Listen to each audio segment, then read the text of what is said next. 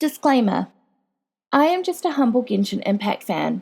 I do not own any of the rights to Genshin Impact, or any of the content within it, such as the lore books. Those specifically belong to Hoyoverse. What I do have, however, are friends with things like learning disabilities, such as dyslexia and ADHD, or very little free time, making reading the lore books either in-game or on wiki pages hard for them. Our solution to these problems has been for me to make these recordings so that they can listen to them and still get to enjoy Genshin lore like the rest of us. I have chosen to upload these recordings to YouTube as a way of sharing them with other fans within the community who might be in similar situations. I am admittedly no voice actress, trained narrator, or video editor, but I have tried my best, so please be gentle with me. Therefore, without further ado, let's get into today's story. King of Invokations. A light novel centered around the most popular card game in Teyvat, Genius Invocation TCG. The characters are unique and the story is exciting and full of twists, making it one of the hottest new works around.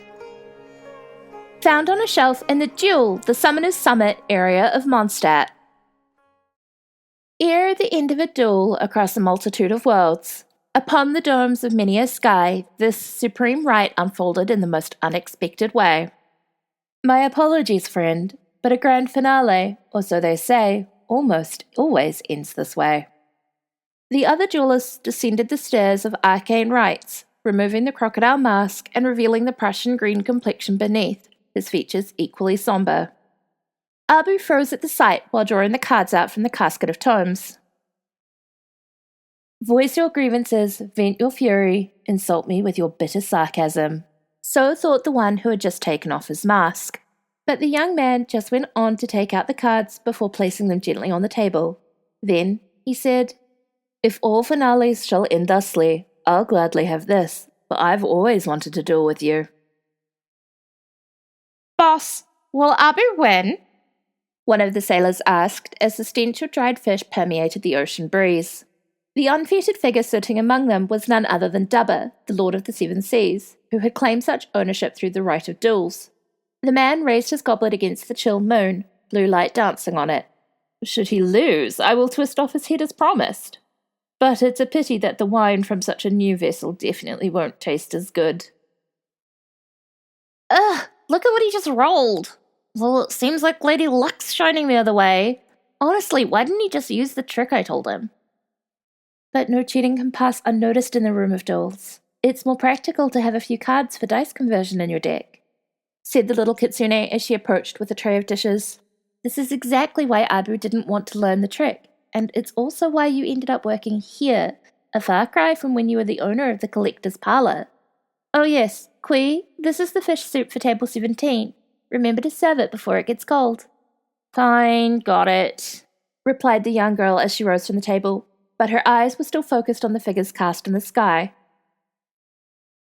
"Not working. I can't get it connected." The dark-haired girl hid her face within the hood, electric arcs dancing around her fingers. Yet one by one, the dice hovering around her broke and scattered as if being warned by something. "The room of duels is, well, it's just like another sacred realm." Still not giving up, are we? Forget it about it already. Given how even the Crocodile King failed to escape from that place, I'd be shocked if you could succeed in him way. I'd rather put faith in that lad. It's a long shot, though," commented the knightly king of duels, Arietos.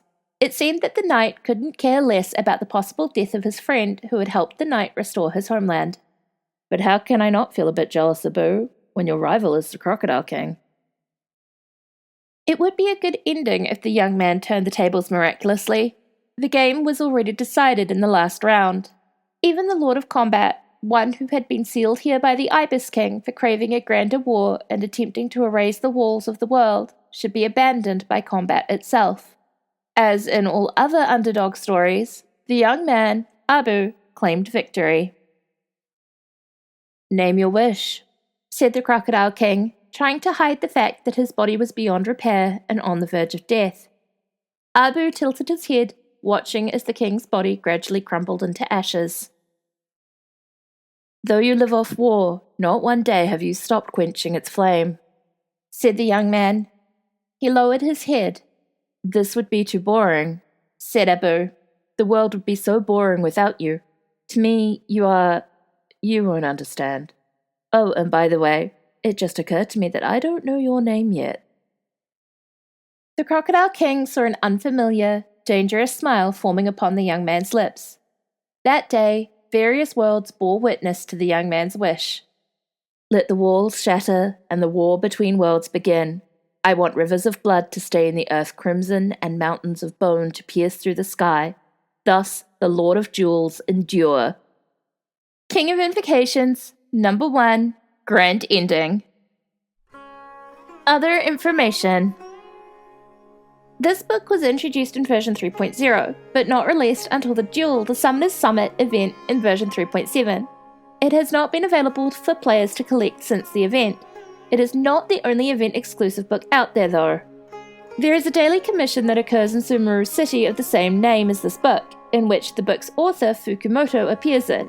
Fukumoto is also part of the world quest that follows on from the daily commission, next time on King of Invocations. He was asked to write the King of Invocations series as a way of promoting Genius Invocation TCG before it was released. However, he found writing it hard due to the rules not being finalized yet. Other names.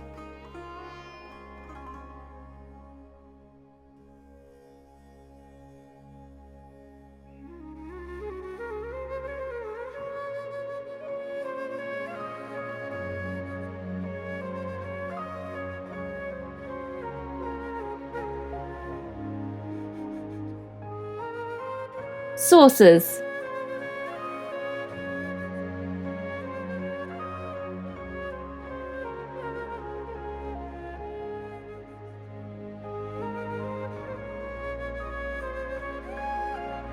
If you made it this far, thank you so much for watching. Ad Astra Abyssosque.